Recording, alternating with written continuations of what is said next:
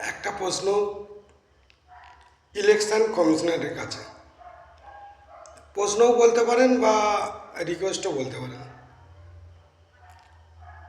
যেহেতু এসআইআর হয়েছে, নেক্সট এসআইআরের জন্য সবার ভোট দেওয়ার দরকার, এটা আমি আগের ভিডিওতেই বলেছি।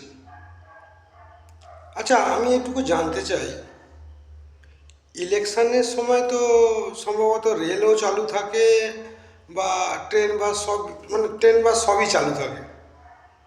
তাতে বিভিন্ন যাত্রী আছে, কত হাজার হাজার কোটি কোটি যাত্রী যাতায়াত করছে, তারাও হয়তো ভোট দিতে পারছে না। আর একটা গুরুত্বপূর্ণ হচ্ছে, আমাদের পশ্চিমবাংলা তথা ভারতবর্ষে প্রচুর হসপিটাল আছে। সেই হসপিটালে একটা পেশেন্ট পিছু ধরুন এক দুজন করে তো আছেই। তাহলে এরকম করোড় করোড় ভোটার যারা ভোট দিতে পারছে না, যারা সুস্থ হয়ে ভবিষ্যতে ফিরবেন, তাদের তো এসআইআরে নাম থাকবে না।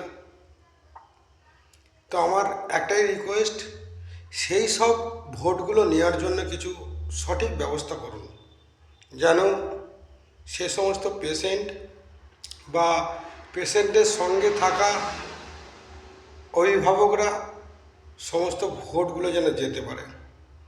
কেন ভোট দেওয়াটা বিশেষভাবে প্রয়োজন।